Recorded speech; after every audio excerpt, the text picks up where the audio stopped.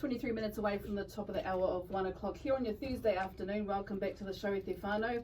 Myself, Justine, Murray, Ngairo, Eruera, and Summer Bennett is in the whare as well, filling in for our co-host Matua Te Kehu Pātara, who's taking a little bit of a whakachā today. Puka mahi tēnā Ai tino. Our question, Te Whānau, if you've just tuned in, how should we set up our marae so that they're able to operate during this pandemic?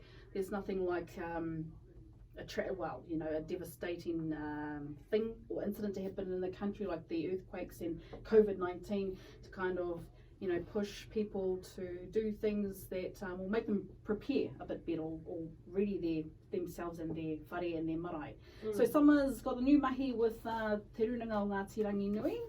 So what's your next step in your project? Talking to marae or? Well, I've been doing that. So everyone's been sent out a survey and it's just really to review their infrastructure and their capability.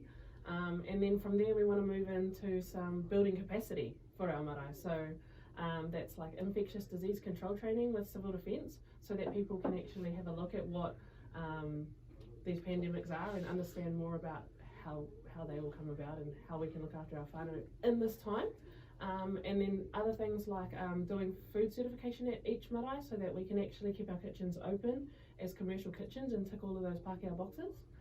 So they can stay open and we're not breaking the rules or doing it on the sly or whatever, but actually aligning all of those things that actually need to tick boxes so that we can count as emergency services or essential services, I think it is. And a few of our marae also have health organisations. I can think of Hauora. Yeah. So this must your mahi must mix in with this as well. Yeah, and it's really just about looking at how we can set up that whole hapū to look after themselves better and build their capacity to be better prepared in a pandemic. Kia ora, ka pai. Kia ora, Summer. So let's head back into the kōrero Te Whānau.